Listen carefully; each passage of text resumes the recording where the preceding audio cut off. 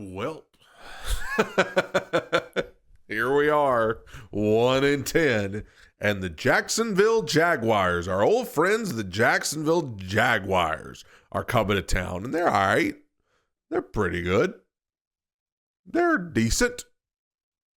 We're not, but our quarterback is coming off of his best game of the year, best game of his young career. Let's see. Tennessee Titans at home this week, trying to snap a 6-game losing streak. Win meter still stuck on the loneliest number. They take on the Jacksonville Jaguars, who now have division title aspirations after pulling off an OT win last week, their third victory in their last 4. You know, I don't like the Jaguars and I don't like the Texans, but the idea of watching the Colts collapse and lose the division to one of these two, that does bring a little smile to my face. Little now from 52, and the kick is perfect. That was a close call for Jacksonville on Sunday against Arizona in overtime. Stumble around half the time, looking dazed and confused. Trevor Lawrence, throwing 3 INTs versus Arizona, also lost a fumble. Trevor Lawrence is still a tough one to figure out. 5 years, right, into his NFL career, 5-6 years. Tough to figure out, man. Like, sometimes he looks good, sometimes he looks horrible. It's a roller coaster ride. Offense just 3 for 11 on third down, and yet still walked out victors, still put up 27 points. To the end zone, Lawrence finding Washington. Bottom line, they've been good for 27-plus points in 3 of their last 4, and now they're going after a Tennessee defense that's given up 27-plus points in 4 of their last 5, surrendered 30 to Seattle, have allowed 27 per game on average for the year, still haven't figured out how to slow quarterbacks, which has been a year-long issue, gave up 244 yards to Sam Darnold, no picks, over 9 yards per attempt allowed, a rating allowed near 120, their DB letting Darnold hook up with JSN for 167 yards and 2 scores. Well, that's just kind of going to be what happens. I mean, I said it before, the 3 starting corners that the Titans had in week 1, 2 of them have been traded. One of them's on IR. So you've got the 4th, 5th, and 6th guy on the depth chart having to start. I mean, yeah, they're going to get taken advantage of by most quarterbacks. He will backpedal for a touchdown. Titans defense, the Jennifer Melfi of the league, they're the ones to visit when you're not feeling right. Unless your name is Tony, you leave feeling better after seeing them. Kind of defense Trevor Lawrence could use a dose of.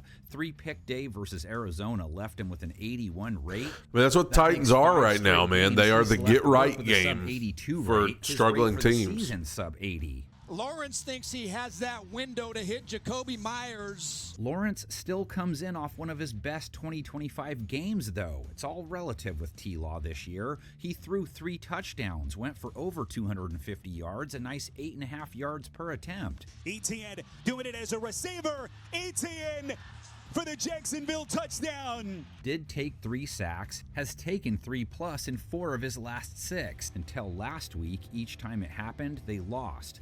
Titans defense has a healthy sack total, but only found their way to Darnold once, which made it easier for Darnold to find Smith and Jigba. He was the only pass catcher they gave up over 30 yards to. This week, they square off with tight end Brenton Strange. He returned from... I'm not going to give the Titans defense too hard of a time for struggling with Jackson Smith and Jigba, because everybody is struggling with Jackson Smith and Jigba. From injury, immediately led the team with 93 receiving yards. Cardinals rush 4. Lawrence going to throw it and delivers. Parker Washington also fared well versus Arizona, scored with 71 yards, almost double his season average. And Parker Washington, who has been as reliable as it gets, makes that key grab. Jacoby Myers chipped in 50 yards plus a touchdown. He's been good for 41 to 64 yards in each of his games since coming over in that trade. Heavy blitz. Lawrence has to work quickly into the end zone. It's Myers. And Jacksonville's ETN machine was finally flush with cash again. Travis kicked out 30 receiving yards and a score. plus 86 yards on the ground at a 5.7 clip, hadn't cracked 4 yards per carry his 3 previous games in a row. ETN busting free. It's a foot ETN. race inside Arizona territory. He's Forgot lined about up him. to keep it going, too. Titans gave up 71 yards on 6.5 per attempt to Kenneth Walker. Most of them came on one 35 drive. yards I on mean, TD there was that allowed one us drive in the Charbonnet third and quarter where the 5.8 Titans carry, just got stopping runners, gashed not in the run strength for them game. this year either. Back to Charbonnet. Bouncing to the edge. Charbonnet towards the goal line. So what about the other side of the coin? Jacksonville's defense took care of business for the second game in a row. Despite their offense giving Arizona extra chances in short fields, Jaguars held their offense to 17 points, 5 for 16 on third down, and 1 for 3 in the red zone. And a direct snap taken by Greg Dortch. And Dortch Greg is going Dortch. backwards. They held the Chargers to 6 points the week before. They're sitting on a respectable... I mean, the Jaguars are one of those teams that are, you know, like a lot of teams in the NFL, they're just really hard to figure out. Where they're 7-4, and it's like, you know, you had the week a couple of weeks ago where they had that meltdown against Houston that was just embarrassing, and you thought, man, that might be the death nail, but then they come back and they just destroy the Chargers. Then they come back and they look kind of good at times, kind of bad. I mean, Trevor Lawrence, it just kind of tells the story. 3 touchdowns, 3 interceptions. It's like, okay, are they good or nah? You know, keep in mind, I think they've been playing without Brian Thomas Jr. as well. 22 who's point per game average. good, I guess, but sometimes he drops the Set ball up a to lot. keep their defensive momentum going, too. Being Tennessee's offense is one of 3 teams averaging 15 points per game, only accounted for 17 last week. They have flushed and gotten Cam Ward out of the pocket multiple times here. They went 6 for 17 on third down. It's an offense with That play right there, Titans need to take it out of the playbook. Any wide receiver screens, like, you know what I'm talking about. The quick, like, stand up and throw it up, like, it's a disaster every time. Just stop running them. the season high of 22 points. Cam Ward, though, is showing up to this contest off maybe his best game as a pro. Have to know this kid has spent most of the year paddling upstream with like 1 broken paddle at best. He's making some really nice throws in spots, over 250 yards versus a tough Seattle defense, no picks, 1 touchdown, a 91 rate. Ward on the rollout, fires to the end zone, and it's DK with the touchdown. He hasn't thrown a pick in 3 straight, and he was more decisive about taking off last week, scored his first rushing touchdown, led the team with 30-plus rush yards. You know, Cam Ward just kind of jumps in behind Chico Conquo and has 2 lead blockers to the end zone. Now he tries to build on that versus a Jacksonville secondary. That's a good way to say he's been paddling upstream with a broken paddle. I mean, that's kind of been the story for Cam Ward this year. But for any Jaguars fans watching that are curious how Cam Ward's been doing, considering the circumstances, he is somehow progressing and getting better, developing as the season goes on. How? I don't know. His coach was fired. The coaches that are left are not particularly the best, and then the players around him are. That did just give up over I don't even know what to say about him. yards to Jacoby Brissett.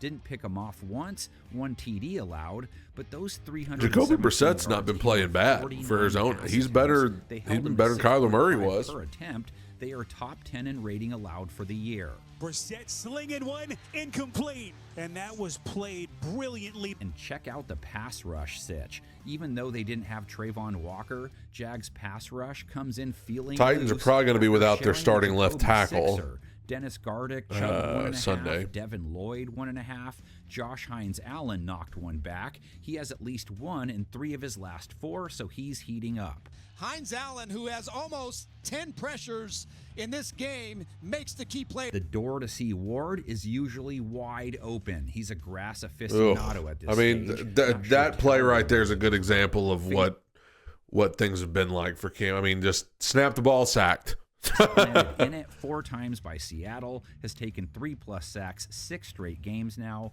Nobody easier to track down at home in 2025. Ward, pressure again. Ward's in J.C. trouble. There he Latham, just goes. an When awful he's not rep hanging right with there. Chicho First-round Brown, draft the pick. candidates to receive one of his balls, Chigo Conquo, who leads them in yards for the year, 40 last week. An open as Okonkwo into Seattle territory. Chig leads the team in yards 66 yards receiving 6 times this season for Chig. That's kind of hard to believe. James Prochet put up a season-high 42 yards. Just his third game played this year. Over the middle, open, and a first down. That was a good It's ball. James Prochet. Chimere DK, 44 yards, and Ward's lone TD. Third game the rookie has left some kind of mark this season. The midfield and beyond. All the way down the sideline. All-pro punt returner probably.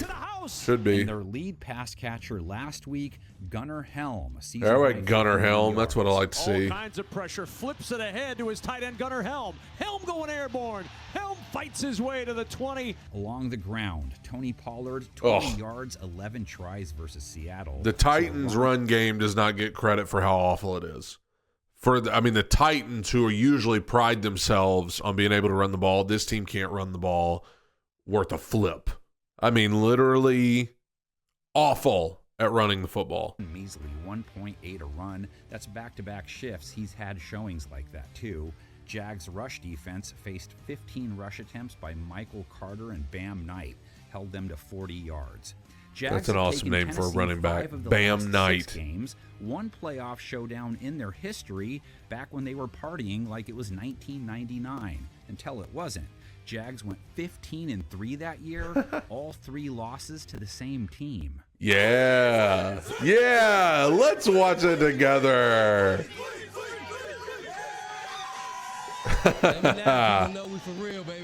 Yes, sir. I remember this. I was like 6. The AFC Championship was the third battle between the Titans and the Jaguars. Mike Keith. And critics again questioned Tennessee's chances of winning. Yancey Thigpen. Momentum shifted the Titans' way when Josh Evans sacked Brunell for a safety. Yes, sir. And then what happened next? 80 yards, Derek Mason, and Tennessee has surged in front. Oh, makes my heart happy. And Steve McNair's runs Oh. took the Jaguars out of the playoffs. They're stacked up tight. Play action. Oh, my. McNair looking deep, cuts up the middle. He can run 50, 45, 40, 35, 30, 25, 20, 15. Oh, it makes the hair on my arm stand up. 1-yard line. McNair sneaking. He's pushed by Lorenzo Neal into the end zone. Touchdown. No, this is the AFC Championship, man. But this miracle season was an electrifying and unpredictable one. Whoa! Somebody is picking the Titans. Jeremiah has the Titans winning 21-20. Wolf has every other one's the Jags. 25-17, 28-21, 24-17, 26-19, 22-14, 25-20, 28-20, 24-20, 20-17. I will just say this. I think that the score predictions are a lot more reasonable score predictions than what we've seen. The score predictions we've seen for the Titans in many games so far this season have been some of the most lopsided score predictions you'll see. This one is, most of these are one-score predictions, and I think part of that is because the Jags, all due respect, not as good as some of the teams the Titans have played as of late. The Patriots, Colts, Texans, Seahawks. I don't think the Jaguars are as good as those teams. And I also think the Titans played better last week. So maybe that's got people thinking like, hey, Titans are playing better. The Jaguars aren't as good as some of the other teams they've played lately. So there you have it. Titans, Jags this Sunday. Oh, boy. Tighten up.